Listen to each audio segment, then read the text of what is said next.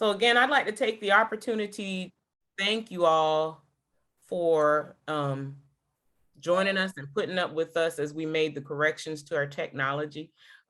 Tonight is one of the first nights that we will have a speaker joining us.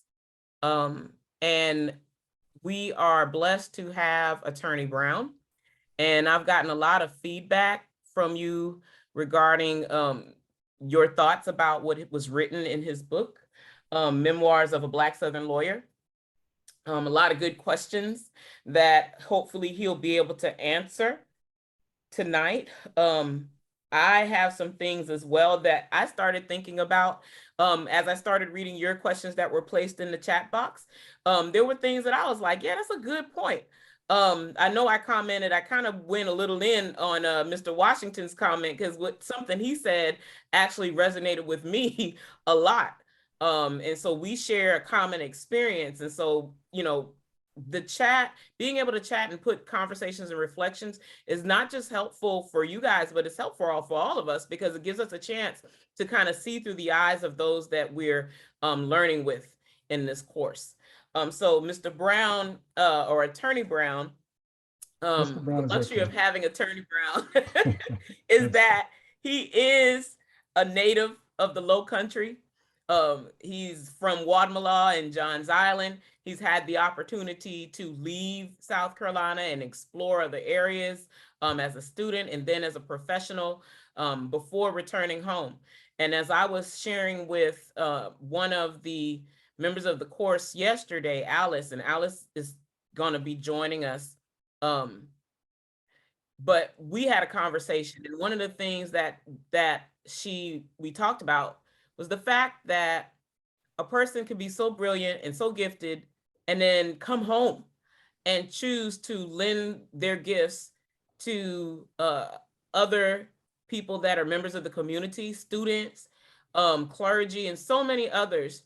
I'm sure, and I've told Mr. Attorney Brown this before, I'm like, you could have gone anywhere. And, you know, I'm thankful that we have members like him that are willing to come back. They don't consider it to be robbery, that they would come back home and help those and create equitable opportunities in terms of the law, making sure people feel represented, feel heard, that they have someone to advocate for them. And in addition to that, in one of the chapters, without giving it away, there was something that really touched me was with the dog case. And so we'll talk a little bit about that. That really touched my heart because there are so many people that probably cannot afford counsel, but they still have a right to be represented. So I'm going to step out of the way so that we can have as much time to hear from him as possible. Mr. Brown, Attorney Brown, Yes, ma'am. Anything you want to share with us as we go into this? Well, let me say that I have no time frame in terms of covering whatever you want to cover. I'm theoretically retired, so that means that I should, and I do have a lot of time. This book was written for the purpose of trying to engage in an effort to be transformational as it relates to this monster that we seem not to have been able to wrestle to the ground, and that is the systemic injustice in the American judicial system as it relates to minority people. One of the things that I realized after, and don't hold this against me, but after 40 years, I realized that there's only so much change you can bring about with one case. And every case is unique in and of itself. And in many instances, I had clients, especially in employment discrimination cases, that wanted to change the entire system. Well, unfortunately, the law does not work that way. My efforts had to be focused primarily on the client and that client alone, because that's about all you can do. So what I did after I decided that I had enough, and I still haven't had enough because I'm still doing this somewhat, but I think that the experiences that I incurred over those 42 years perhaps was worth something, perhaps was worth being put on paper so that someone could read and understand how hard it was, and in some instances, or in most instances, how hard it is still to achieve justice.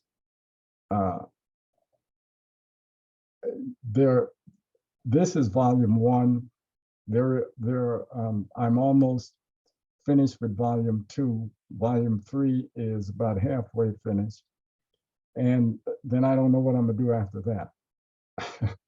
But it's been a nice run for me, and I thoroughly enjoy writing much more than I thought I would. But look, this is a collaborative effort. I don't necessarily want to do all the talking. I'm sure, or I hope the language in this book has sparked some questions in some minds. So if there are questions, perhaps we can start that way, and I can expound as the questions are asked. I don't know that I can lecture, say everything that needs to be said about this book, because I lived it. But some of the things in here, I'm sure, are very astounding to some of you. So, and maybe not, But I think the best way to proceed is perhaps you ask questions, and I'll answer them as best I can. Does that sound okay, Ms. Johnson? Absolutely. So the floor is open. I was trying to pull up some of the questions, but if you guys are able to go into Zoom, you had some great questions. I was going to try to pull them up and ask them anonymously, so that you can get the answers that you want without feeling pressure.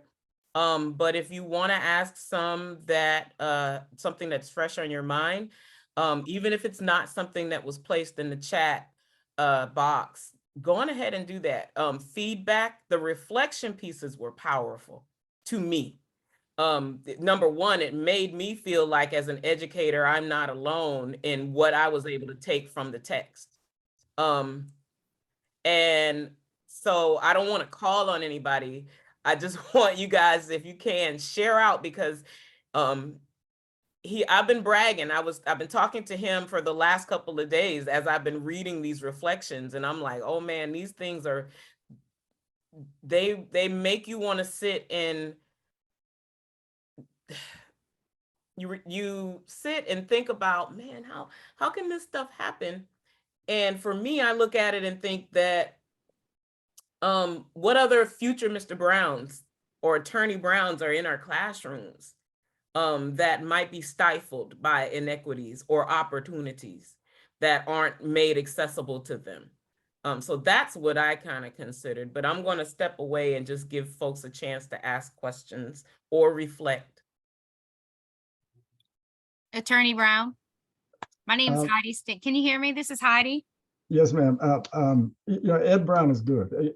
I was that before I was anything else. Okay. Okay. Mine is kind of not necessarily a question, but a self-reflection on me, as I often do when I'm reading literature, and how it affects me personally and how I can grow from that. And in my can you ask the question again? You froze for a minute. Yes, sir. I was just talking about how when I read literature, I oftentimes look at it and do self-reflection on how does that apply to me and how can I better myself as a human. And one of the things that as I was reading the first few chapters and I was thinking about, if my journey on this earth was at a different time, would I have stood up for social injustices as occurred to you when you were a young man? And I think the part that really affected me a lot as a teacher was how you were treated as teachers. And it really saddened me that you have these people who are supposed to be nurturers of the youth that that didn't live up to that expectation.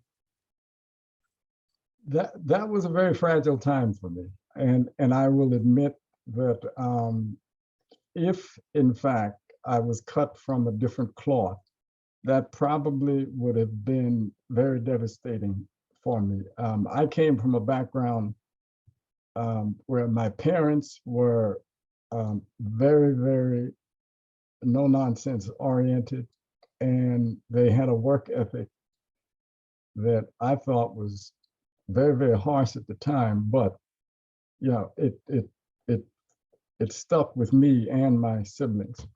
So the way I handle that, and I think the way most that should be handled, is that when you're confronted with controversy, or when you're confronted with a situation such as I was at St. John's High School, you have to just become focused on what you need to accomplish. My purpose there was to graduate, and if the truth be told, and I will tell the truth, I really wanted to leave St. John's after 2 weeks, but my father, thanks to him, and I told him I wanted to do that, and he said, "No, we don't quit in this family. You don't do that." Now, I didn't like that at the time, but you know, it was a time that I think I grew up in a hurry, because you had to confront those things.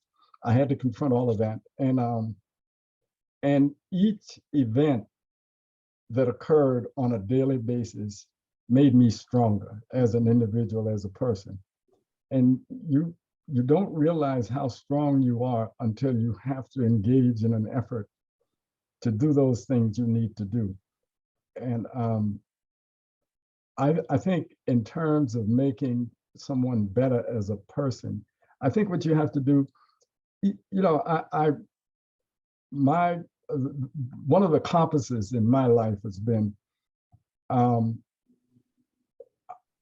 even if you don't do, well, if I do something wrong to someone today, I might not see it tomorrow, but I will see it again. And the same is for the same, I think, is true for truth. If you do good, good will come to you.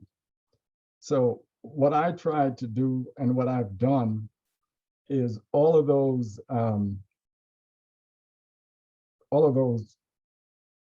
that nonsense that I had to incur. I see a lot of those people nowadays, and I don't hold anything. I mean, I have no animosity in my heart against them. You know, you have to be the bigger person, and you have to try to do something to make sure that when you leave this world, it's a better place than when you came here. And I don't know that that answers the question. And you should never give a lawyer an open forum like that. Rod Serling said lawyers are undernourished actors, so male lawyers, that is. So, but I don't know that that's true. In any event, I hope I've answered your question.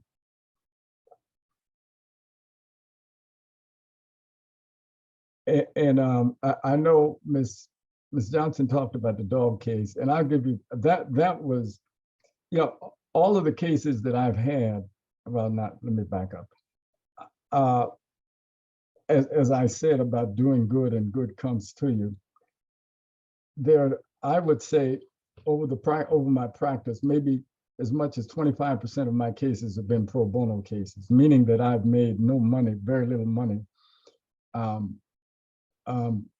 handling these cases, especially criminal cases. But my being has been such that if I see something that is fundamentally wrong, then, and I think this should apply to all human beings, if you see something that's fundamentally wrong, then you have an obligation to try to adjust that and address it such that you can make it better.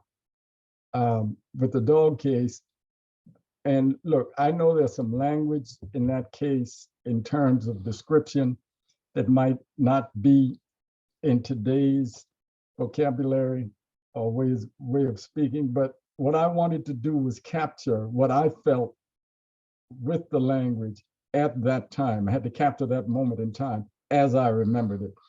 And this was an individual who was being preyed upon by the judicial system. And that, to me, that was just wrong. He did nothing. The dog was not abused. Now, don't misunderstand me. I love dogs. The dog was not abused, but they wanted to make an example of someone. I think the South Carolina legislature had just passed a statute regarding animal abuse, and they just wanted to make an example of him. And I just decided that I was not going to let that happen. And I think if you, in the chapter, I represented him. It was a 5-day case. We tried that case for 5 days. Now it takes about $5,000 per day. It took about $5,000 per day to run a courthouse, to run the courtroom. That's $25,000 on a dog case. That was a total waste of resources, in my opinion. But in any event, what I did because there was a wrong. I didn't ask for any fee because I saw that there was a wrong and somebody had to stand up and help him. After the case was over, his church mailed me or sent me a check for $750. And that was okay with me. But what I felt like I accomplished on that day was to bring justice to a situation that was going to be bad for my client.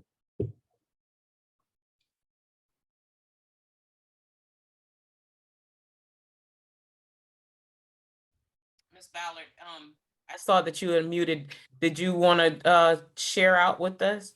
I did. I wanted to kind of share one of my questions. Hi, Mr. Brown. My name is Shelley Ballard, and I work with Michelle here at James Island.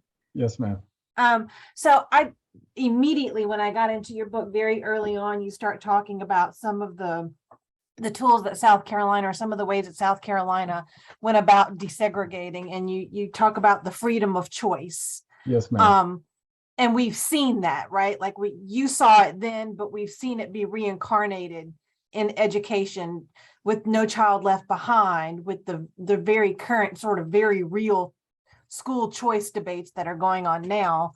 And I think and probably in most of our minds, this is basically government sanctioned school segregation. And I just wonder, like, how do you go through a career of 40 years and you see the same injustices repackaged in different ways, as though we don't know what's inside that package? Like, how do you keep fighting that system? Well, I don't know. I mean, you just have to keep trying. And I have a very good friend who I think the world of, and I've had a number of employment discrimination cases for him. He represents one of the biggest firms in this state. And, he said, Ed, we just have to continue to do this until we get it right. And to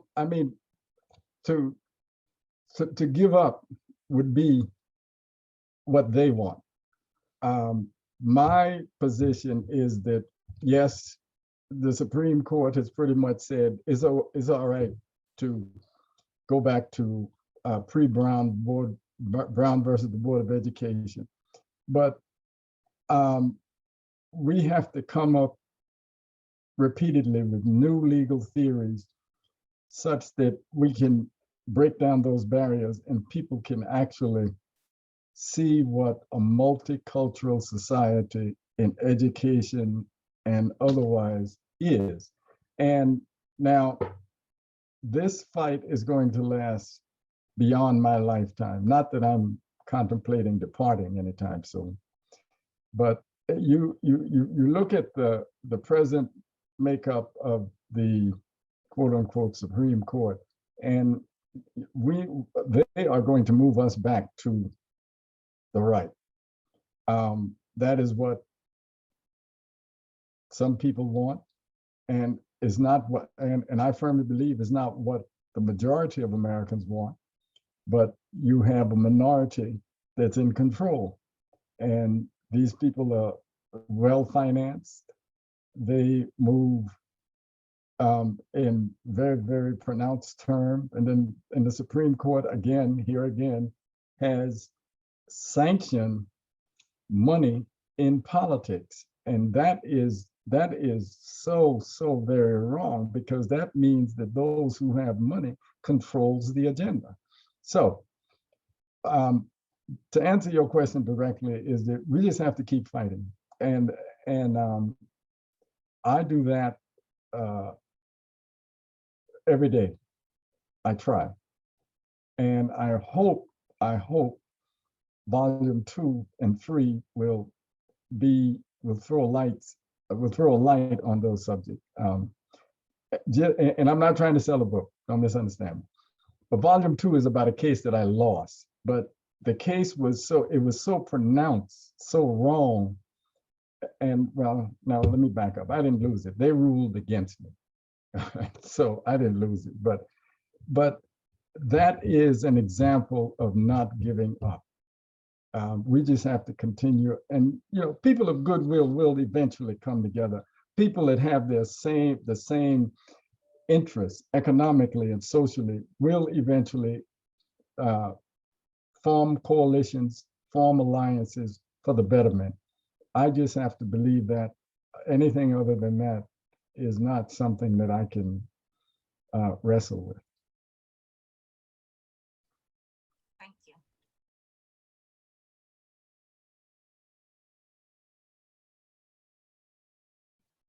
Hey, Mr. Brown. I'm Yes, Phil Kelly. Hi, Mr. Kelly. How are you? I'm doing great. How about you? For an old man, I'm doing good. Hope everyone can hear me. But hey, I just wanted to let you know that I'm currently a teacher at Hot Gap Middle School. Oh, you are? And okay. Yeah, so, and I had no idea. Like, we got this book at class, and I was like, wow, this looks really cool. And then I started reading it. I was like, what? Oh, wow, this is crazy. And so I just went around, I've been talking to teachers at Hot Gap, and I work at Burke downtown as well, but talking to them like, hey, did you know about this stuff? You know the history of the school, and almost to a T, no one really knew, so thanks for shedding light on, the history of our area. And, I don't know, what do you think? I think we have kind of like in our schools, we pay attention to kind of history on such a national scale, but I don't know that we pay attention to too much local Charleston history and even South Carolina history enough, so I think stuff like this is just super valuable to have for teachers to reflect on and pass on to the students as well. So thanks for writing it. I mean, and not only that, but it's a lot of times you read historical texts and they're kind of difficult, difficult to really dive into, and kind of the prose is, real hard to kind of follow, but this is just like, it's a page turner, but it's historical. And so great job. And I don't really know that I have a question, but I'm really appreciating reading it. So thank you. Well, I must attribute a lot of that to my late wife. She used to tell me that being simple is so much better than being legalistic.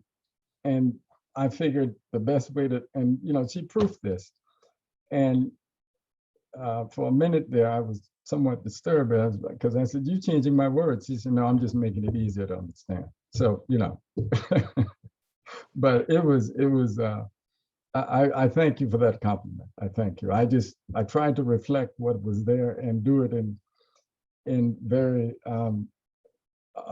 non-legalistic language. Thank you. Hi, Mr. Brown. I'm Lori Coward. I'm a math teacher at James Allen High School. Hi, Ms. Coward. My son actually goes to Hot Gap. Okay.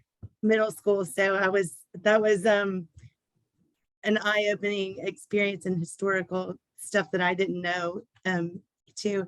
And I was more to piggyback off the historical stuff. I was just taken aback mostly about the Roper Hospital case. I was born there back in 1973, but just reading that they're signing or refusing to take the federal money, and then when I got to the part where you said you filed your lawsuit, I had to read it like 5 times that it was in 2015. Yes, yes. So just we see so much on the news and everything else, like how is this going on right underneath our noses in 2015. Yeah. Well, I mean, look, I don't know how to say this other than to say it, but the Civil War started here in Charleston, and Roper, I will say that Roper has a DNA that's unique in terms of discrimination. These are but 2 of the cases that, well, 1 case, but 2 of the instances where I have dealt with Roper. And they now have a new administration, and I think there is some hope for change. But as things change, they remain the same. There was a vanguard, an old guard that just did not want to change. And one of the reasons, like I said, I've had cases against Roper where doctors, African-American doctors, wanted to try to change the entire system, but that's not legal. That's not the way the law is set up, unless you bring a class action lawsuit. And I was not equipped to do that because being a sole practicing by myself, they would paper me to death, So, but I did all that I could in terms of correcting the wrongs that I saw on a case-by-case basis. And Roper was, and it's still a very hard place to be. I think presently Roper has probably 4 African-American doctors that have privileges, 3 or 4. So it's a hard place to practice. Now, and there's some things that they do there that's just unbelievable in terms of discriminatory practices. But my background and my being leads me to conclude that you have to continue to fight. And I don't know that Roper will change significantly or substantially in my lifetime, but I'm going to do all I can to bring that about. But I'm an old man now, and it's almost near the end, that is. So, but yeah, it's I want to say, I'd like to say it's been a joyful fight. No, but it's been a good fight, and I'm going to fight the fight, fight that fight as long as I can. I hope I've answered your question.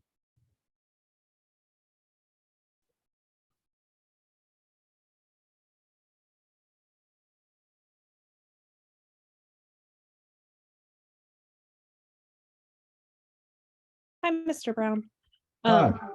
I'm Lindsay Napier. I teach at Camp Road Middle School, and some of my first ever education observations when I was in college were at St. John's High School. So that was interesting to read about that, like your experience there.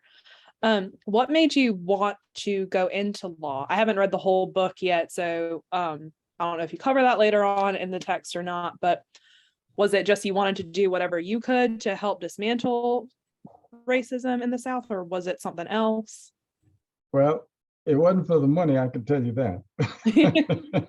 But no, but look, in the book, in chapter, the main thing that motivated, one of the things that motivated me was an encounter that I had with my father when I was 6 years old in this town called Walterboro, South Carolina. I shouldn't, yeah. And that was, to me, that was the most dastardly experience. My father was a very, very robust man and well-respected. And he, although I didn't mention this in the book, when we were down there at the auction, he was saying, sir, and they were calling him boy.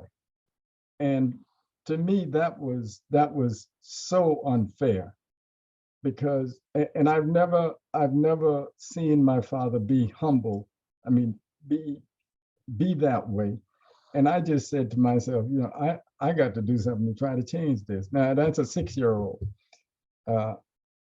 Maybe my mother would have said I was mentally thrown off or mentally incompetent, but that was just something I you know, that was the main motivation. I am cut from a cloth that if I see something wrong, then I'm gonna try to do something about it. It doesn't always work, and Lord knows it's got me in a lot of trouble. But you know, I think as John Lewis said, it's good trouble.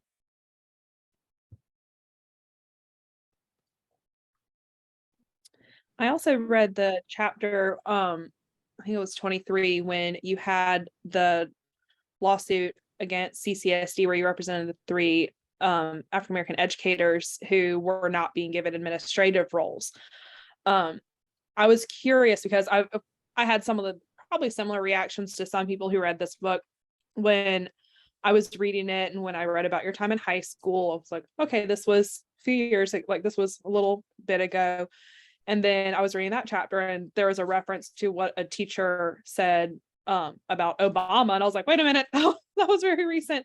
And so that kind of put it into perspective what's going on now. So I was wondering, to what extent do you still see that same sort of treatment going on in local school districts? I don't know how closely you follow all of that now that you're retired, but just what do you see now in like the Tri-County area or whatever areas you keep tabs on compared to what you saw when you represented those women? Well, you know, I don't see that it is significantly changed. And I cite some statistics for you. And I don't know that I refer specifically referred to this in the book. In an attempt to try to justify well, no, let me say it this way. So there was this notion about you couldn't, black kids were hard to educate. You just couldn't teach them. So they created these quote unquote alternative schools. And one of the statistics that just struck me, not one, many, in that school district, there were one year, there was an alternative school that they created, and the kids were sent there. 75% of the kids that were sent there were African-American kids. Now, that was a pipeline to prison. And here's why I say that. They were to get to school the best way they could. There was not a teacher on site, and they were given the computers, and they were to keep up with the regular class off-site. 39% of those kids dropped out. And if you drop out of high school, there's but one path you can take, and that is going to prison. I still think there is the same kind of discrimination in regards to Black students in these districts. And by the way, you're right. I'm not really retired. I'm just very, very selective now in the cases I take. But for instance, let me give you an example. Quite recently in Dorchester 2, a teacher said to her class, a Caucasian teacher said to her class, she was going to get the little monkey next door to show them how to pick cotton. The little monkey was a black teacher next door. The black teacher was the monkey. All right, so, you know, and we addressed that. Now, the problem with addressing an attitude or a position like that by a teacher or an administrator is that unless you can show damages to the child, then there's very little you can do other than file a complaint with the United States Department of Education, Office of Civil Rights. But, you know, there has to be, and I'm getting to what I think has to happen, people of goodwill have to come together and stop this nonsense. There was, as I understand, I represented the mother of the child, but that was less than a month ago or 2 months ago. So it's still there, you know, and nothing, I think the teacher is still teaching. Now, I'm not saying she should not teach. What I'm saying is that kind of nonsense should never come before any group, no matter what the ethnicity of the child is. So to answer your question, it is still there. And power yields nothing. You have to continue to push the envelope.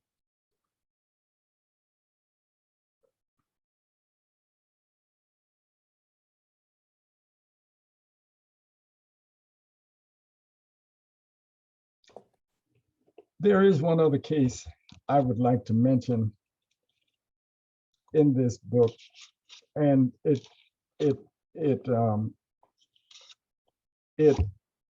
relates to a part of the systemic system, a systemic racism that is in this system. And that's the case, some of you may have read it, some of you may not, about the VA. That's my favorite government agency to sue. I mean, they just make the same mistake over and over and over again. And, you know, Lord knows, I don't know, if you are going to say something that's discriminatory or something that you or discriminate against someone, please don't put it in an email. That's just, I mean, that's just easy, too easy. But in that case, it was so blatant. A Caucasian employee. First, this is a rhetorical question.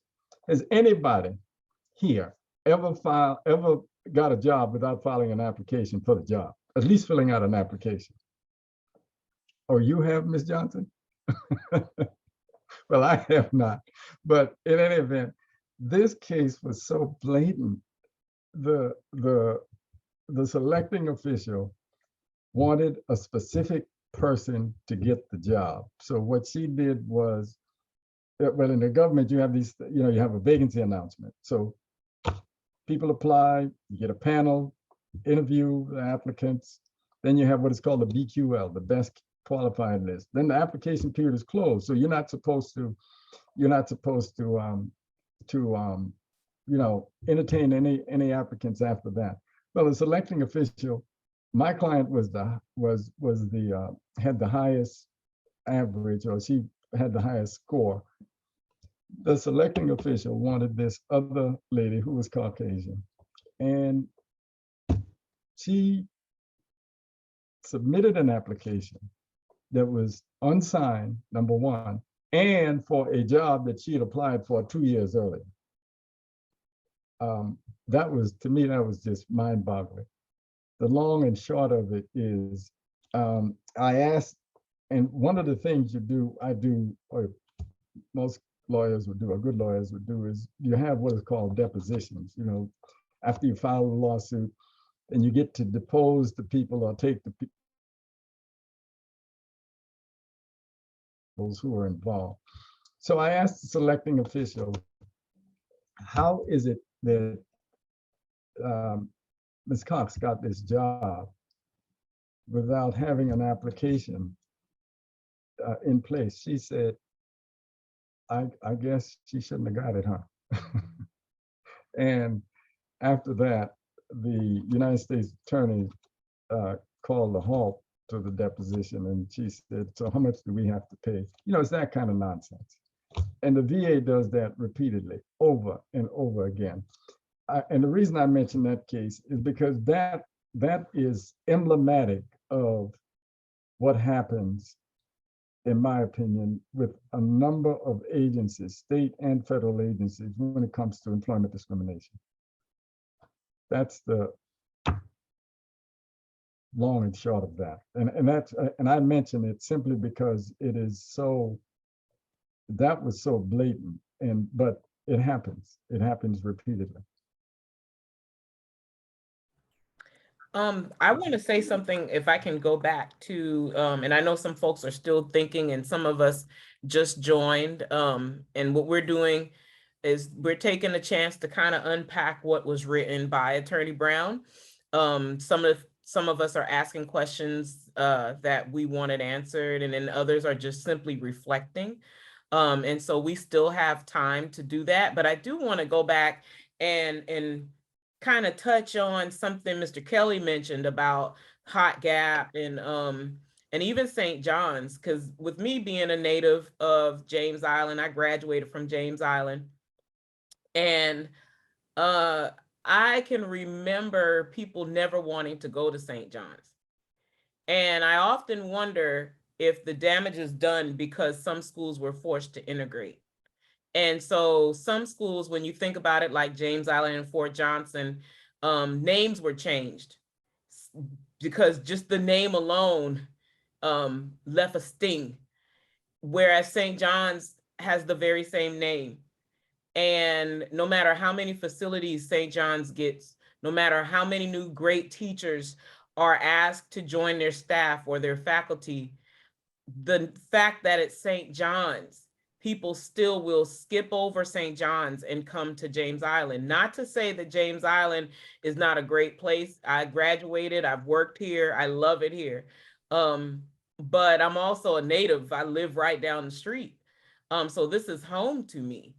And so when I see that St. John's has new things, same as Burke.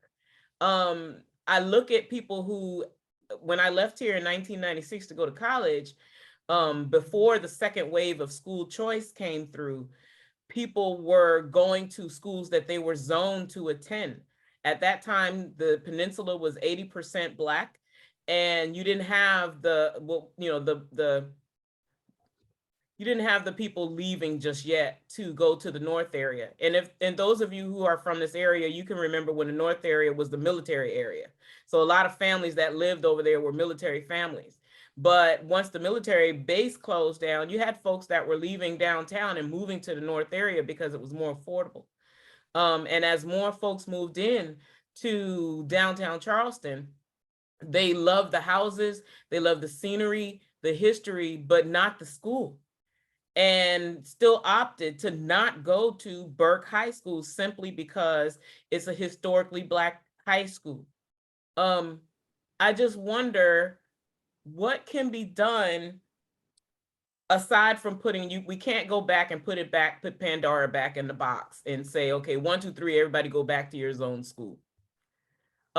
Is there anything, and this is for anybody in the class, I would like your thoughts on this as well.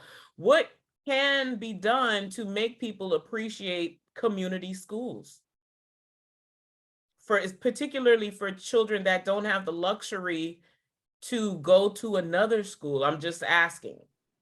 I think that's a really good question. I live in Park Circle, and when I moved here in 2002, that was before a lot of the gentrification of Park Circle. And so that school had 1,200, 1,300 students. And now living in Park Circle, it's a very, very middle class and upper middle class white neighborhood now. And the school population at North Charleston, although it's climbing back up, I mean, it's almost half of what it was. And none of the people who live in Park Circle don't send their children to North Charleston. You have to reach out into the Chicora and neighborhoods and beyond in order to get to where the actual students for that school are coming. And I always wonder, like, how do you get those kids back? Like, how do you get people who have just moved to this area who don't know because they're new in the area? So how do you even know? Just word of mouth, North Charleston is a bad school. I don't know. They brought that Center of Advanced Studies. I don't know what that will bring to the community, but yeah, I'd love to know the answer to that question too, because I'd love to take it back to my community. I was at Burke when there were 1,250 students there. And I was there for 6 years through the decline. And I think there's a real disconnect with leadership in the district. And I think a lot of people have been placed there. But that community, much like the James Island, much like the Johns Island communities, they're very specific communities. They serve very specific populations. And unfortunately, a lot of the people that are placed into leadership roles have absolutely no buy-in or understanding of the communities that they serve. And the largest disconnect I saw at Burke was white people in all over the place, thinking, oh, I'm going to bring this here and this worked in this other school and it's going to work here. Until you understand, you have to be a native. You have to see it, you have to feel it, you have to be in it. And the kids at Burke are phenomenal people. And I think there's two things that are the reason for this. One, we have an adequate leadership programs that really create the diverse leaders that we need to go into schools like this and be innovative and revolutionary. We don't need more canned curriculum. It's not working. The second part is we need to have real understanding of the community, and the community has to be brought back in. And when you have local television, I find it very interesting as someone who worked at Liberty Hill, at Burke High School, and now at James Island. I was also at Memminger. So I taught my kids at Memminger twice. I taught them there and then again at Burke. And I find it very interesting how the news talks about our schools. Wando has just as many guns, just as many fights, just as many drugs. And yet they're never, ever, ever on the news for it. And in fact, they pay someone to run their PR department. And I think that Burke doesn't have that, and St. John's doesn't have that. And, when you start looking at the Title I, Title IV money, you also look at how often leadership changes hands. And when you see schools that really function well, their leadership's been in place. In fact, some of the teachers in their buildings, that's the only school they've ever taught at. We don't have that in schools that are deemed at risk, because what's happened is they put everybody that walks in the building at risk. They completely and totally undermine any professionalism that the teachers that come into that building bring, because of the programs and the canned curriculums and all of this nonsense that's not seated in the neighborhood, seated in the community, seated in what the stakeholders need. And until it comes back to that, until you actually give the people in the Burke community what the people in Burke community need, same for St. John's, same for Shakora, all of these schools, these children are beautiful. They are the next lawyers, carpenters, teachers, astronauts amongst us. And yet we don't have access to them because we continue to place ineffective leadership, which micromanages the most inappropriate people. And then people leave. And when you hemorrhage teachers and you hemorrhage leadership, you cannot have functioning schools.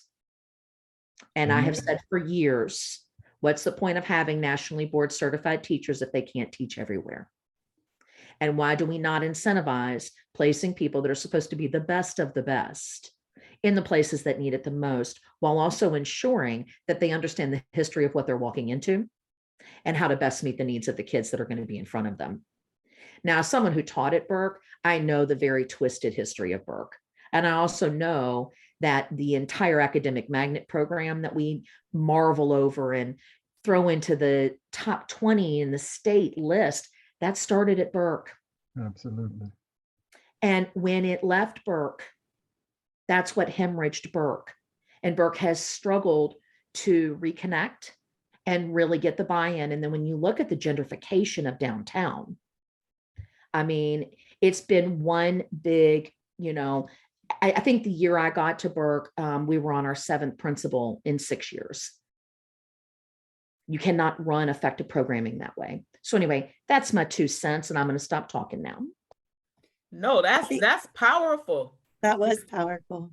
John's Island is the experience of the same thing as Shelley said with the Park Shore area and with the Burke. I mean, the culture of John's Island with all the new neighborhoods and all of the my mom moved from James Island to John's Island, and every person in her neighborhood is not from South Carolina, and they are, they don't know at first they don't know anything about the schools. So, they're sending their elementary school kids to Angel Oak and all the neighborhood schools. I think though, if nothing changes with the schools, then they'll figure it out. And then it's just got to catch up that, just like all of you were saying, the schools need to, figure out how to keep people there and how to meet and make them better schools. I do like what Lisa said about knowing the history of the school. And knowing the history of the area for sure. That's huge. And you're right. All the people moving into these areas are just not familiar with that. Yeah, I totally agree with what you said, Michelle, too. James Island, those were like newly created schools. I think Baxter Patrick was one of the older schools. I can't remember the other one, but it wasn't like St. John's and Hot Gap. They should have set them up for better success by making a new school or some kind of new area. Yeah, I'm a James Island native. I grew up there. And I mean, when y'all were talking about how kids weren't going to the schools they were zoned for, I remember that. I only graduated high school in 2010. And when I was there, I had friends that they lived on John's Island and they were at James Island. I was very confused. I didn't understand why. And they're like, oh, the schools over there are bad. And I'm, 14, 15. So I don't know. But there were a lot of people that were coming into charter and just not even giving their neighborhood schools a chance. And then Lisa, something you said reminded me, it's similar. So this past weekend I went to the Charleston County Public Library event where Kwame Alexander, the author, was there. He was a fabulous speaker, by the way. And it was great. And he was telling some of his story, and there was something he said that I've been thinking about since Saturday. He was talking about when he went over to Ghana for his first visit, and he was reading a book to the kids, and he came to find out that they didn't have any books in the school. So he set out to get books and build a library and do all this stuff. And he came back years later when it was supposed to be completed, and it wasn't completed. So he was asking the elders, like, why isn't it done? I was trying to do this great thing for the community. And they said, a health clinic would have been nicer. And he said that he came in there with his Western mindset of this is what this community needs and this is how it gets fixed, but he didn't ask the people of that community. And he then, switched gears and created a library/health clinic. But it's that idea of you're not part of the community and you think you know what it takes to fix it without asking members of that community. And I think we see that in our schools too. We have all these people from all over that have really good intentions and good ideas, and they mean well, and they've seen it work well in other schools in other areas. But I mean, Charleston's very unique, as is everywhere, I'm sure, but there's so many little communities that have this history, and a lot of people that come in and implement all of these big changes that's supposed to come and improve the schools. What level of community involvement goes into that decision making, if any? Who are they asking within the community to get this feedback of, is this something you need? Is this something you want? Is this beneficial? And if that's not happening, then we're just throwing stuff at a school and hoping for the best and wondering why it didn't work within a year time frame, saying, well, it didn't work in 6 months, so we're going to try something new. We don't even give programs a chance to work. True. To just piggyback off of what you just said, I mean, look at the SIG grant that was brought into Burke, North Charleston, and St. John's. All three schools were exactly where they were before that grant. I mean, literally nothing changed. But then teachers had to jump through mega hoops, You should have seen these data binders that we were responsible for, as though we are the reason that students fail. We are the sole reason for that. It makes me think back to the situation with the academic magnet football team. Do you all remember the watermelon smashing? I do. And again, the land that school was built on was the Bonds land. Bonds Wilson. Yeah, the Bonds Wilson land. And so again, not knowing the history, not understanding the significance of it leads to real ignorant behavior. But this is why I'm a part of these types of things, is so I keep myself open and I grow from the experiences of other people. We have little people in front of us that depend on us. So we have to keep getting better at it. We need to check ourselves sometimes. Yes, yes, yes. And that's why I put that quote from the book in my response, the one, I'm going to butcher it if I don't look at it. The truth is not always pleasant, but it should be unrelentingly cold. Like, that was like, oh, okay, gut check, but that's what you need. Like, that's the truth. You just got to check yourself. Is that what I said? Yeah, it's underlined. It's there. I underlined it. I'm kidding. Mr. Brown, I think that was your wife's words. No, I probably would have said it differently, but oh, God bless her heart. I'll admit, yeah. Mr. Brown, I've thoroughly enjoyed reading your book. I've been down here since '93, and my first 5 years of teaching were on Johns Island at Mount Zion Elementary School. Mhm. But I just, it's easy to read the history. I like the history. I like how you go through and give a little bit of a description of the judicial process. How you would say, I'd have to file a motion, or the depositions, or just the different steps that lawyers take for throughout a case. Mhm. I've enjoyed that. Your descriptions of the characters, even yourself as a young man at St. John's, you said you were 6'3", 195, and you were encountering a gang of boys, but none of them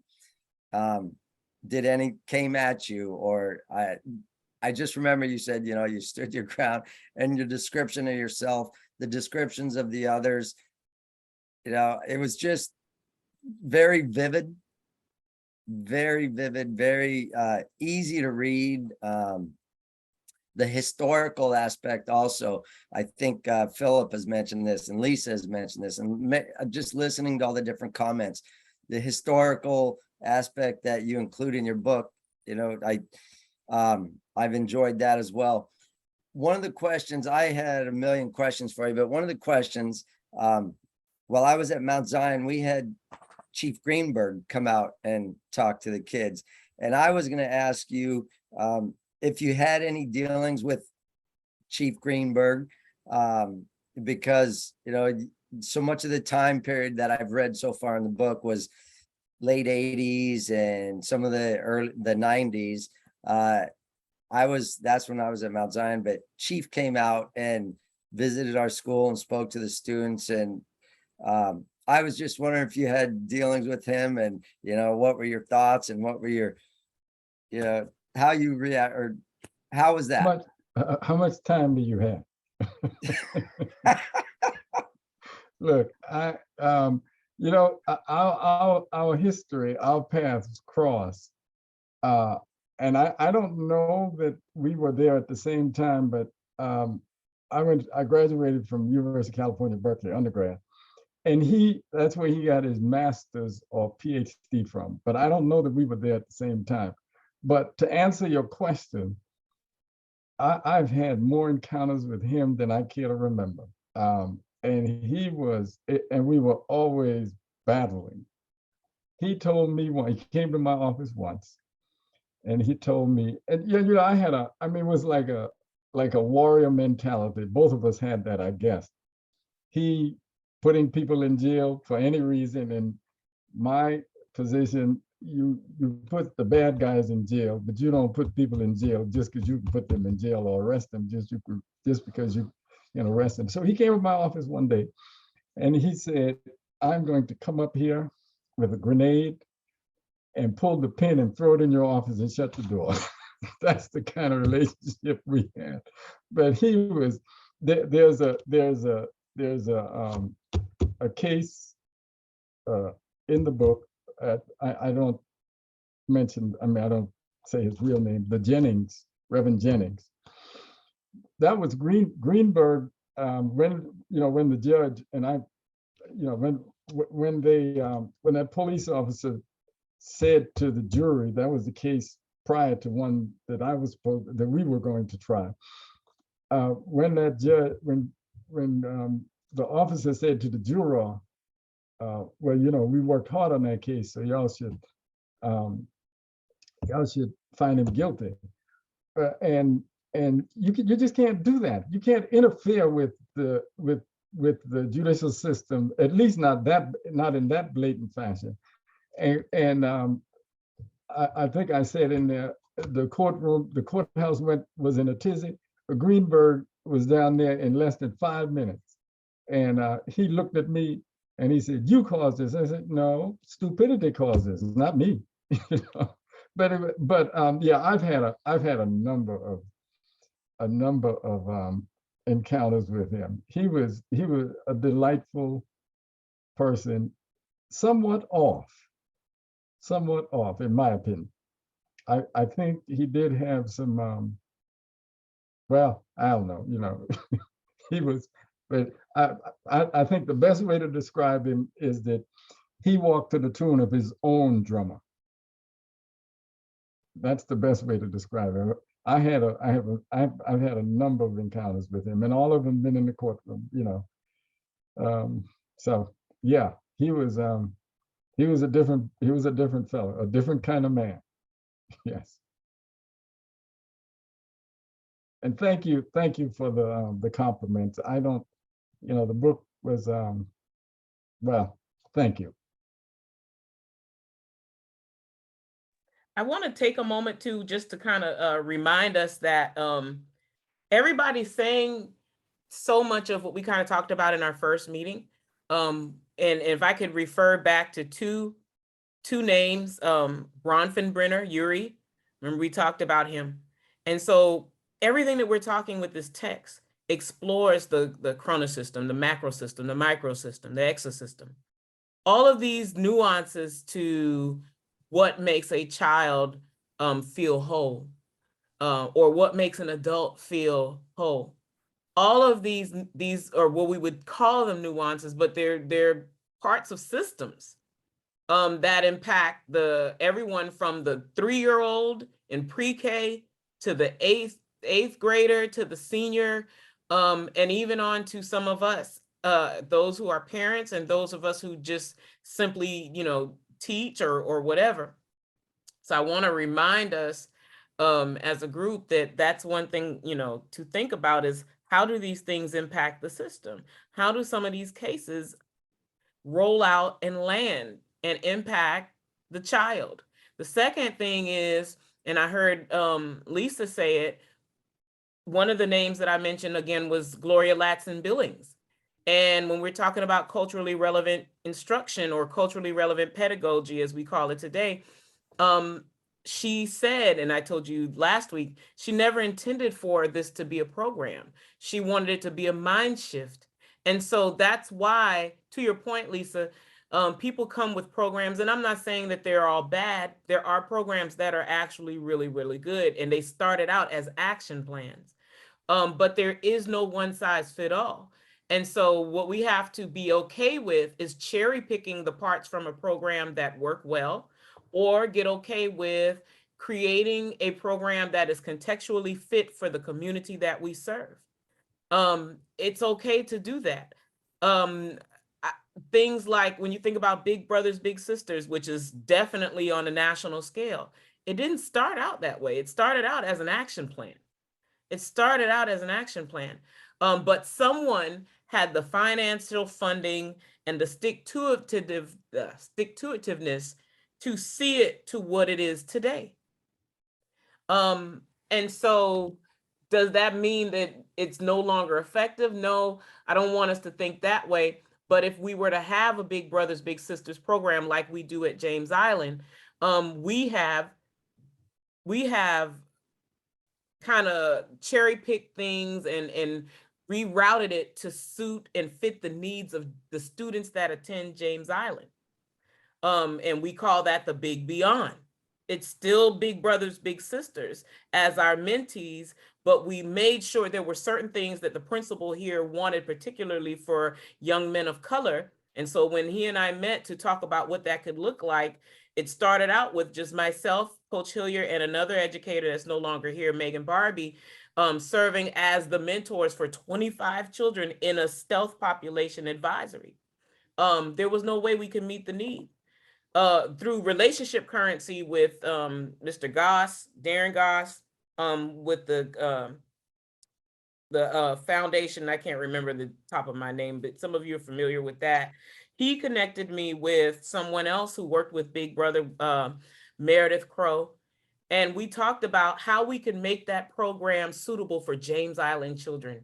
And we met for a year before it was rolled out. That's not something that we did instantly. We met every week for a year, and sometimes it was just she and I, you know, even though we had a committee. If you've ever worked in school, I'm being funny. If you've ever worked in school, you know, you get pulled in 1,000 directions. And so your heart wants to be there, but, you know, you get a letter that says you should be somewhere else. And if not, you will get another letter reminding you. And so many days it was just Meredith and myself, but we got it done. And now we have a fully functioning stealth organization, Big Beyond program that runs. And so I say all that to say that could that work at a Murray Lassane? Possibly. Could that work at a Camp Road? Probably, because we serve a lot of the same children. But if you took that program and took it to North Charleston, it might not work in that community, but it's okay. It's okay. It's okay to revisit, to reevaluate, to cherry pick the things that you think are going to work for your action plan. But the conversation that's happening here, I feel like it's bringing it to life, everything that we need to think about as we plan for how we're going to take action in the classroom. I'm not speaking from a doer point, you do, or as the you know, facilitator for this class. The people who've worked with me can tell you I definitely have got my hands dirty with a lot. So I know there's no instant process to action planning. But I will say that having local experts like Attorney Brown to share his experiences, it sparks something. It sparks something in me as an educator when I'm tired to know that this person showed up to work 40 years. 42 years. How many? 43? 42 years. Yeah. Oh my God. You know, some days I can't make it a week. I'm like, okay, I'm gonna do Monday, Wednesday, you know? And so I thank you again, Ms. Attorney Brown, for joining us tonight. We're at our halfway mark. The court class is supposed to go until 8. I have to be online until 8, but I do know that some of you might have some other questions. And so I want to give you a chance to do that. And then I'm going to let you guys go so that you can kind of reflect on what we heard tonight. If I may say one other thing, but first, thank you for inviting me to share whatever experiences I've put down in this book and other things. But I am substantially impressed with what I've seen, what I've heard from this group. That gives me motivation to know and to believe that things will get done, things will change, and we will have to continue this fight. Now, I think it's Lisa. Lisa, you made some very, very substantial points. At Burke,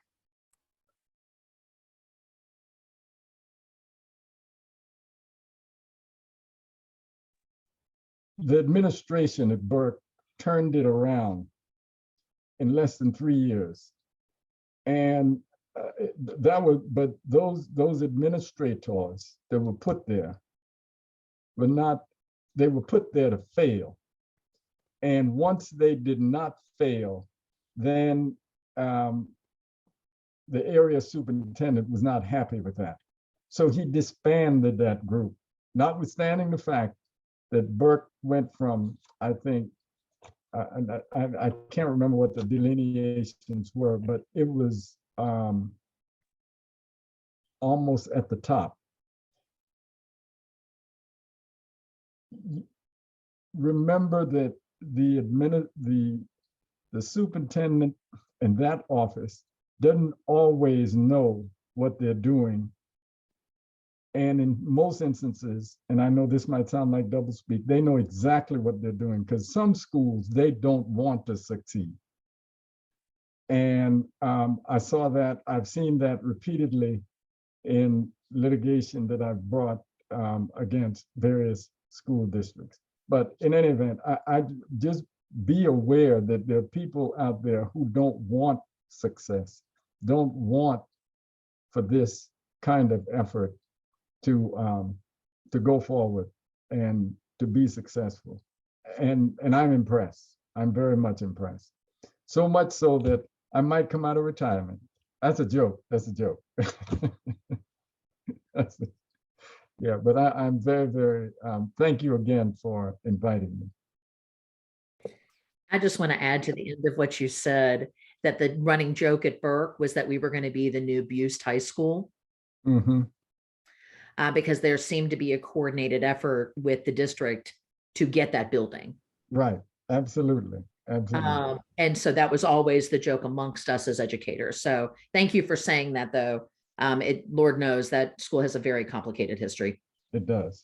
You're correct. I think Vincent wanted to share something as well. We have a future attorney on here who's joining us as a guest. I don't want to put them on the spot, but if they would like to share something after Vincent, we would love to hear from that. I would love to hear from that individual.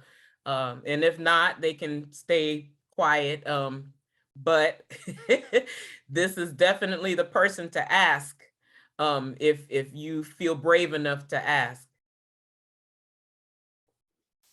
Thank you. I hope I'm audible. So I'm just going to do a reflection, meaning even if I ask a question, I'm not expecting an answer out of it. So initially I was just reflecting on Attorney Brown's book. And so when I'm reading his book at the beginning, I'm just seeing my own life when I'm growing up, and the dad has to give you the tasks to do during the day, and he disappears and comes in the evening and it must be done, and stuff like that. So then there is also something I wanted to mention when I'm reading that book. And okay, of course, it is more recent than he is. It was a bit ages ago, and we are in worlds apart, and I don't have racism bothering me. So it was a different life altogether. Attorney Brown, I'm Vincent from Kenya. I'm an international teacher just in Charleston for 1 year. So Yes, sir. A lot of stuff that I'm hearing here, I was telling Lisa on the side, is scaring me because I didn't know some of these things, and I'm like, okay, so this is what it is now. So I'm just being introduced some of the things I'm hearing now. Otherwise, I was just wondering, thinking to myself, I teach at Septima Clark, which is an alternative program school. And I have children who come to school, and apparently I learned that they get collected from everywhere in the district. So my students come to school after being on the bus for 2 hours and 30 minutes. So they're picked at 4:30 and 5 a.m. in the morning. So they come to school and they want to sleep the whole morning because they kind of didn't sleep. They were waiting for the bus to pick them from somewhere in North Charleston side, or is it in Mount Pleasant? So I don't know. It might be, it was a good program, but when they have to make kids come to school not ready to learn because they're being picked extremely early because the school is too far from where they live because of So I started asking myself, is the program really doing what it was meant to do, or is it failing, but someone's not checking the progress of the good program they intended? So that's something I've been asking myself for the last 1 year I've been at the school, because that's what I face every day. My kids come to school, they are not ready for learning because they are super tired. And you ask why? Well, there are other challenges, but the one that I'm concerned with and somebody should do something about is that they're picked at 5 when I'm still asleep. They're being picked from wherever they say that the bus can go, make the rounds and bring them to school by 7:15 as they're supposed to.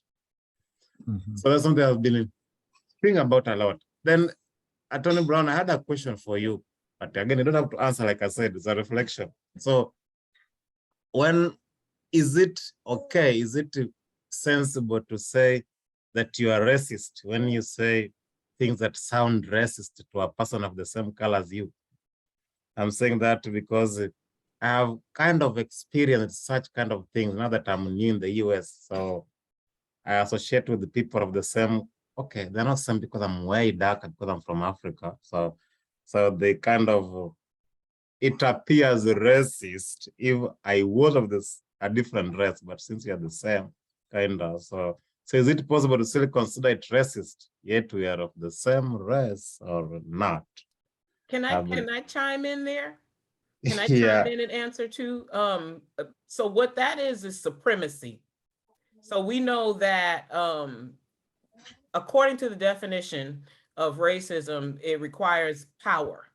When you're talking about power, you're talking about socioeconomic power, power in places, you know, the ability to impact the system based upon history, putting us in these boxes.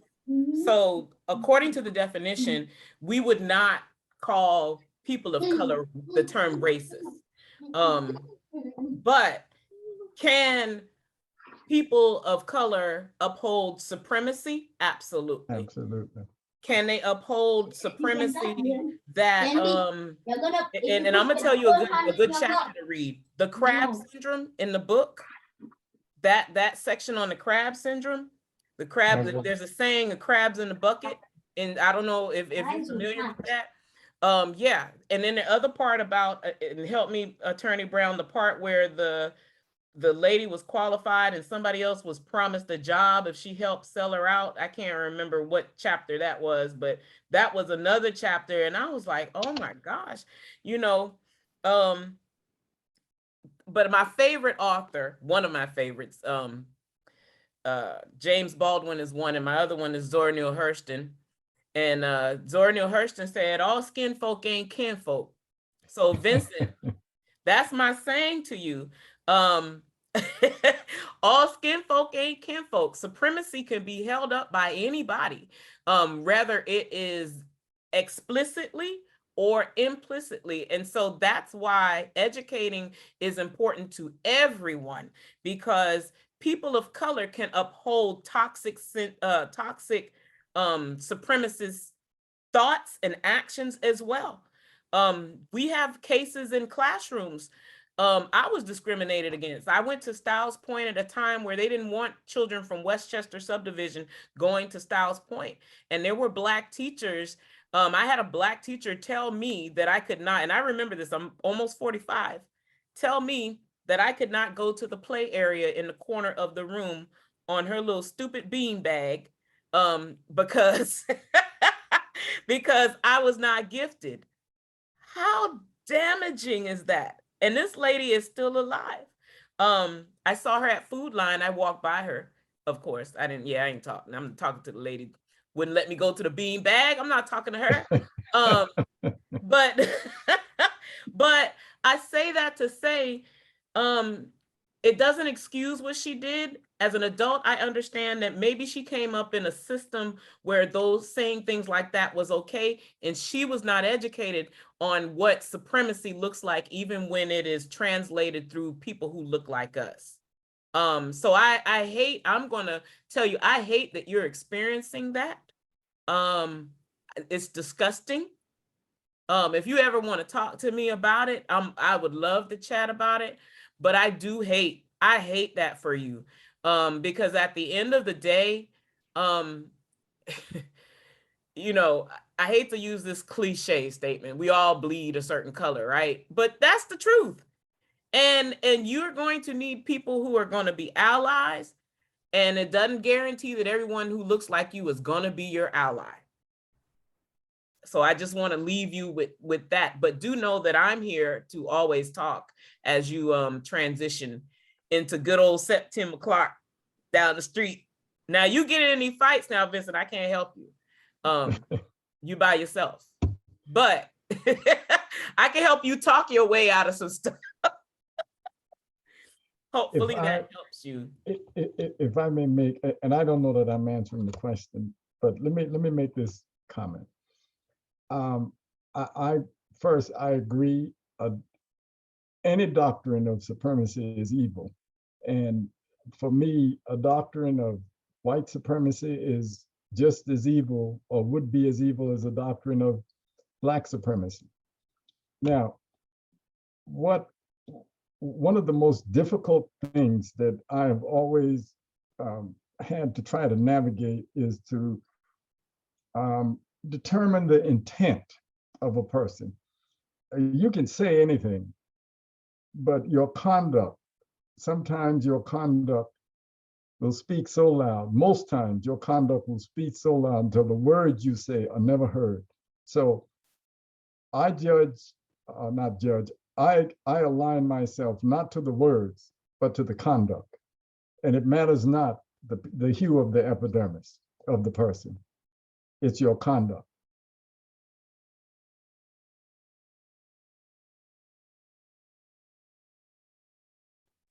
Thank you very much. I'm glad to hear that. And Michelle, I will be calling on you every once and then, but of course, there are no fights. There are no fights. It's just the talks and the conduct, like Attorney Brown is saying, and the innuendos, and but others, all is well. So now, one last thing I wanted to mention, it has got maybe nothing to do with the racism. It might probably be something to do with that supremacy. Even where I come from, I've seen cases where children are treated differently, like teachers make comments about children's abilities and inabilities and make them not be able to do what they are meant to be doing as children. So before I wasn't thinking about the supremacy thing, but maybe it's not. Maybe it's just incompetence on the part of the teachers, right? Because now in this case they haven't been in the scenarios where they will have justification or anything to make them feel superior to these other children, because they are children from their neighborhood. So there is nothing really. Maybe I'll just think about it now that I've thought about it. Maybe it will just be a case of incompetence in the teacher not knowing what they're supposed to be doing to develop the children equally and not to segregate against others just because they're not doing well in their subject. So I thank you very much for, I will pause there.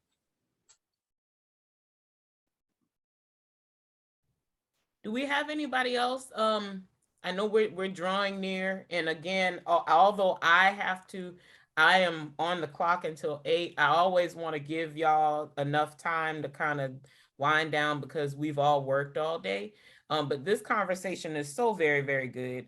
And if you have a final thought or a final question that you want to ask for the good of the group or just for yourself before people log off, I want to give you the opportunity to share out. I see some folks on here, start calling some folks that may want to say a little something. Mr. Washington, Ms. Brown, Ms. Beelin, Ms. Ruth.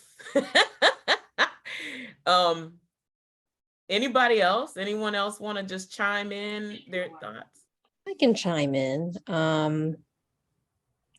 Attorney Brown, I felt like I was, on this journey with you as I was reading your book, and many of the events that have occurred, I faced similar going through school, from elementary school and automatically being placed in an English learning class because of how I looked.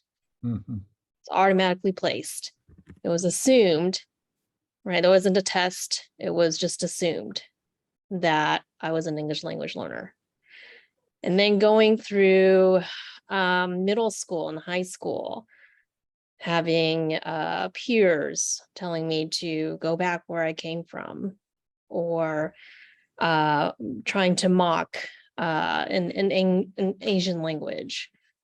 And I experienced that with a college professor at the College of Charleston, who said, I was just trying to practice various languages. And I think it was at that point I said, that is enough. And I told her, I said that was, how inappropriate it was. And from my perspective, even though you think it is humorous and it is funny, but I want you to know my perspective. And I think that's a big piece, is awareness. It is educating. And my daughters, who are, going to James Island Charter, very proud. They love their school. And they come home and they tell me, a couple of things that have happened to them at school. And it upset them, rightly so. But then I would ask them, what do you want to do about it? What do you want to do? What might be the best way to bring this up, to bring light to this, to give to not just your voice, but as a representation of Asian Americans? What would you like to do? And both of them said, I think they need to learn more about who we are. And I'm very proud of Kaede. Kaede created, is spearheading a Japanese club. And she is so excited. Every single week, she's so excited. And she's proud. And that's what I love. Very good. I love the pride. I love that she's educating, bringing this awareness. And I hope that, this will continue, and, as she goes to the College of Charleston and that she's able to continue to bring that awareness. But that's so important. And she actually was the reason why I started working on a more of a cultural competency, cultural awareness newsletter to the teachers and staff at my school. And I purposely actually, put quotes or statements in there to drive conversation. And I ask, is this something that you would agree with? If you disagree, it is okay, because it's all about learning about who we are, considering perspective. And that's something that we need to, it starts with us first. So thank you for lifting that in your book. Very much appreciated. Thank you. Thank you very much. And I want to tell you, if you didn't see in the chat, two things. I already told Ms. Ruth, who's a former colleague, that I was going to hijack that idea, and that I was going to insert a little section in Shelley's newsletter, the Equity Corner. There you go. So I told her I got permission awesome. last week. I said, okay, now I'm a cop that. And so we were talking about that last week. And the other thing was, when she and I started working together, that was one of the things I told her about, the Equity and Access Committee that I used to chair before I had left. And one of the things we had talked about, I told her about UBASA. And at that time, Miss Quinn, who's not in the class, we had been trying to get something for the Hispanic population for so long, and she finally got that done last year. And then here's Teresa's daughter with an action plan that says she wants to start a club.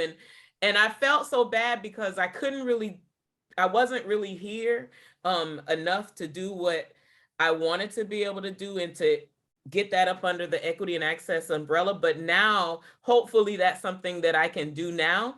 And I already laughed because before you brought that up, I already said, I'm going to pop up to the first meeting or the second meeting, because they had the first meeting, just to be like, hi, I'm here now to support. But it took courage. And so here's a student that saw a need and said, hey, I'm gonna insert myself to create an equitable opportunity for not just myself, but for students to learn more about people like me. So thank you, Teresa, for empowering your children to do that. No, they inspire me. Very good. Very good. Miss Brown, we have Miss Brown, and then we have Stephanie. Did you guys want to chime in on anything, or Mr. Washington? I saw Miss Brown. Yeah, I would love to. One, I would be remiss to not say thank you, Michelle. So excuse the noise. My daughter and I are transitioning, but I want to say thank you, Attorney Brown. I have led space in the nonprofit world and business world for 16 years and really worked hard on what we call as a brand or having high character and integrity. If I can be transparent in this space, I had an opportunity to work with the district, and someone posed, one of you all made a good point or question referring to the book and saying, do discrimination, is it still prevalent? And reading Attorney Brown's book and hearing different experiences of the educators on the Zoom and knowing exactly what Lisa's saying about the history, it is prevalent. I've experienced it. It's so hard as a DEI practitioner to see it and feel it. And I can't only imagine if the adults are dealing with it, how do our students who don't have language, who don't have maybe the full emotional EQ?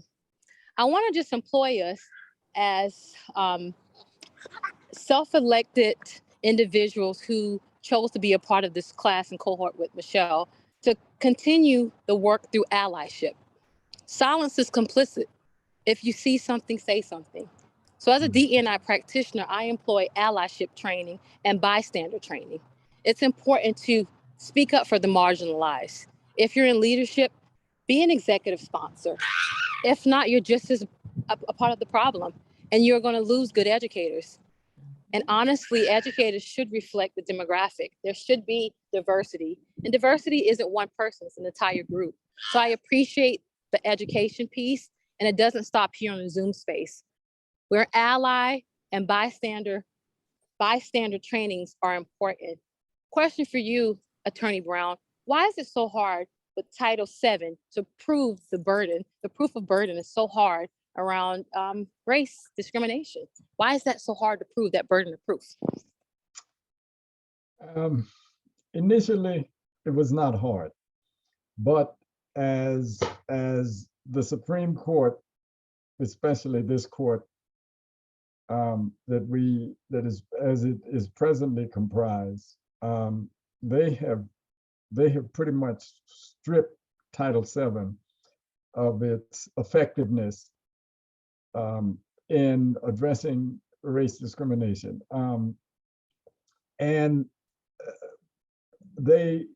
Congress specifically said in the enacting legislation that this is, quote unquote, a remedial statute, meaning that is there to address past wrongs. And Scalia, who's now dearly and departed, pretty much wrote the majority opinion in a case out of Texas, the name of which momentarily escapes me, but the burden of proof that you have to exhibit now in terms of showing retaliation is too high. You just can't do it. And it's called, and I don't mean to get in the weeds here, but it's called the but-for test. And that is a very, very high burden. So the Supreme Court has pretty much gutted Title VII as it has gutted Section 5 of the Voting Rights Act, and appears to want to do the same thing with Title II of the Voting Rights Act. So look, what has to happen, in my opinion, is Congress has to rewrite or Congress has the authority to pass legislation to correct some of these, in my opinion, ill-advised interpretation of various parts of the Title VII litigation.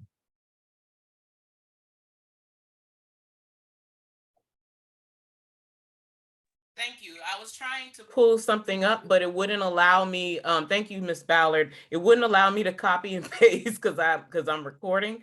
But yes, Miss Ballard put the from the EEOC what that is, and what Miss Brown was asking about. Title VII is about discrimination. And so it says that no one is allowed to discriminate based on race, color, religion, sex, or national origin. And then there are several other acts that have been added. I'm going to give you the link. I'll put it in Canvas, some information. But I will encourage you as employees, if you plan to continue to work in South Carolina as educators, you need to become familiar with the EEOC. And so Ms. Brown is on here. She's double dutching right now. Y'all ever seen people double dutch? Because she's supposed to be speaking at one of our sessions. And so she's quite knowledgeable, but you can't be an equity warrior without going through a war. And so there are a lot of us who've gone through an equity war, and we have the battle scars to prove them. And so as a result, going through battle forces you to armor up on your reading. And so I've learned a lot about the EEOC. I'm not an expert, but I will say Title VII is something that I've become quite familiar with this year. And so I will tell you, there are certain things in Charleston County that are not allowed, that are systems created by the district, such as you're not allowed to have counsel if you are approaching the board. If you have a grievance, you're not allowed to have counsel. If Attorney Brown was to show up at the Charleston County School District to represent you, they would ask him to sit outside. Now that's not. Hold on a minute. Let me say this now. Okay. They have said that to me, but I have not sat outside. No, I simply refuse. But that's when I was a young man in my maverick days. So, but there are things that you need to know, and that you need to know if you're going to work in this county, because there are things there are laws in South Carolina, but then there are systems that are put in place that are approved by our board through Charleston County School Board, that are adopted as policies. And Greenville and Charleston are notorious for having systems that create inequitable opportunities for you to have a say. Even with knowledge that's extensive. So Ms. Brown is going to talk about that on a later date. I have her scheduled to speak to you guys about that. We're going to do a session about what educators can do. What can you do? Because if you're doing this work, you're going to make some people angry. It's going to happen. And a year ago, I'm not sure if I would have been qualified to speak, although I probably thought I was. But if you're going to if you're going to engage in trying to do right for children, you have to remember, as Mr. Attorney Brown said, is that some people's jobs, as Upton Sinclair said, some people's jobs depend on systems not working. And so I don't want to say too much, but I'll just leave it at that. Thank you, Shelley, for posting that in the chat, and there will be more information forthcoming on that so that you know your rights moving forward, as you take action in the classroom, knowing that you might make some folks upset.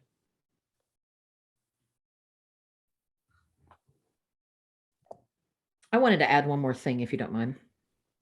I was really profoundly moved by the very first chapter, because I just don't think as a white American, I was raised with a lily white version of Jefferson.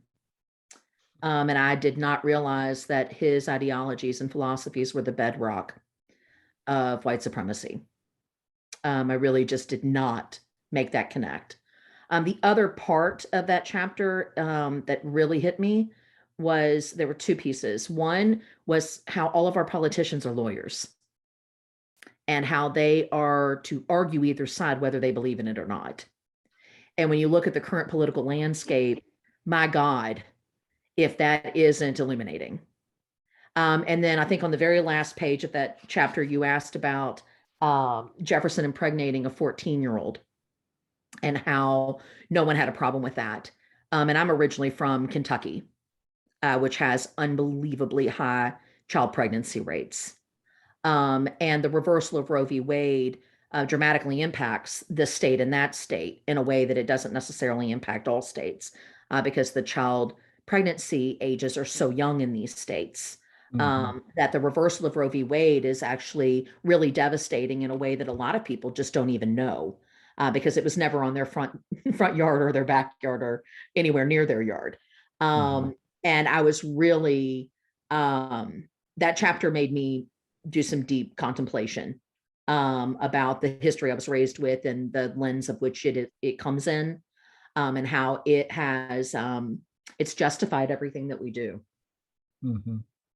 And yet how the power of this one person. And, you know, when I think about how medical care is provided to Black individuals, you know, that you're capable of handling more pain, et cetera. You know, that leads right into why we have the death rates of Black women in pregnancy. I mean, we have the highest mortality rates of any country, developed or otherwise, which is shocking, but we do nothing about it. And this chapter really hit me in a way that I just didn't think it would. And I appreciate the reminders of these things that I knew, but did not connect and had forgotten. And politicians are lawyers. Yes. They're paid to argue. And we've been bamboozled by it all. And I really appreciate this. I really appreciate this text. No, I agree. Most politicians are lawyers, but all lawyers are not politicians. I would never make a good politician. No, that wouldn't work for me. I don't think it would work for my constituents either. Thank you, everyone. Stephanie, did you want to share out anything while you're on this call, or Michael Washington, before we two fingers and say good evening to everyone? Oh, yes. Hi. Oh, thank you. Go ahead. Thank you, Michelle. I was just really enjoying the candor and the openness amongst all you guys. And of course, I'm not local, but what I will say is, as someone from the Charleston area and the South Carolina School District, it's and now having a child of my own, and my husband and I are, you know, pretty educated and heavy into academia, myself being a healthcare practitioner and my husband being a Air Force officer chaplain. And now having our own child kind of going, she's always been in the private school sector. And what I'm realizing is that discrimination within the school is horrible, but cultural insensitivity is just as bad.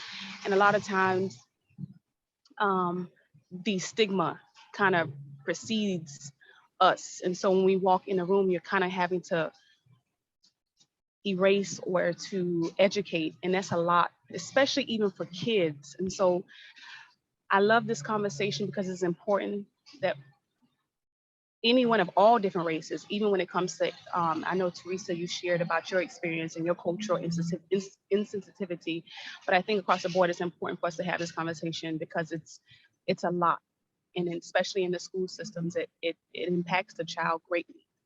And so I'm just experiencing different things, even with my child, knowing that my education, my money, it doesn't hold a lot of weight, because when you have a lot of cultural insensitivity, it's just as bad as discrimination. I'm seeing that. So I really appreciate you guys having me on.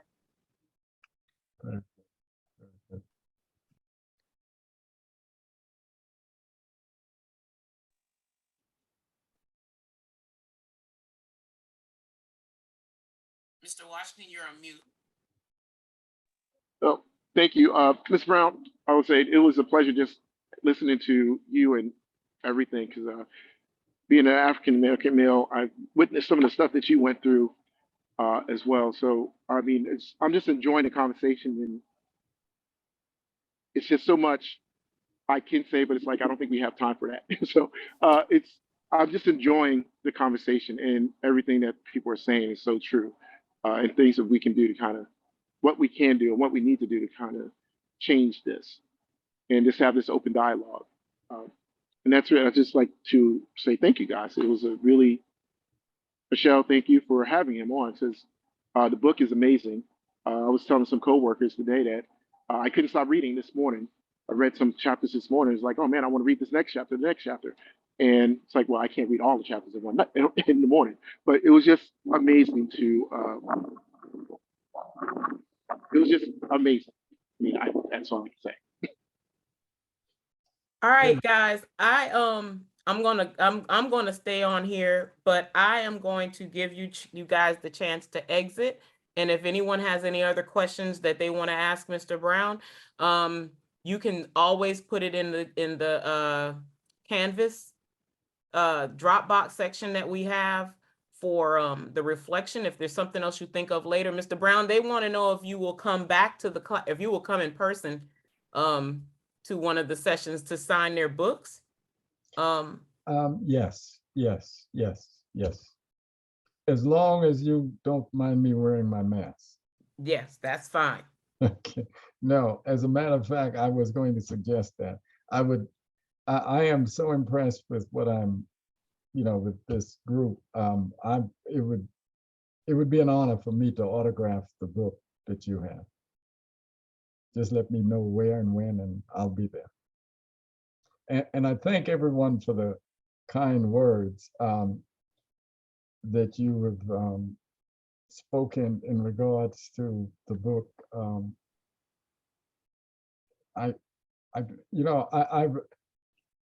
My late wife told me, and I never knew how to.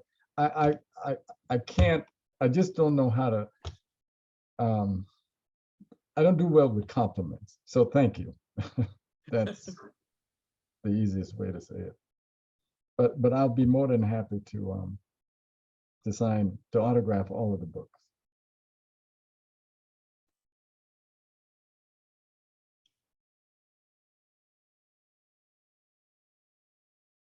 Thank you.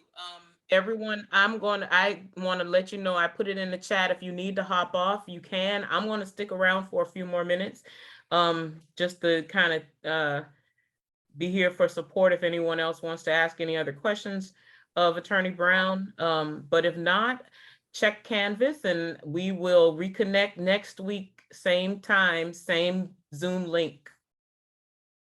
Okay, thank you. Good night. Good night, everyone. Bye-bye.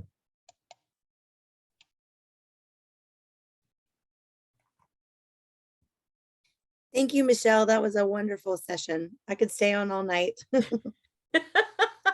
Yeah, that book was definitely a page turner.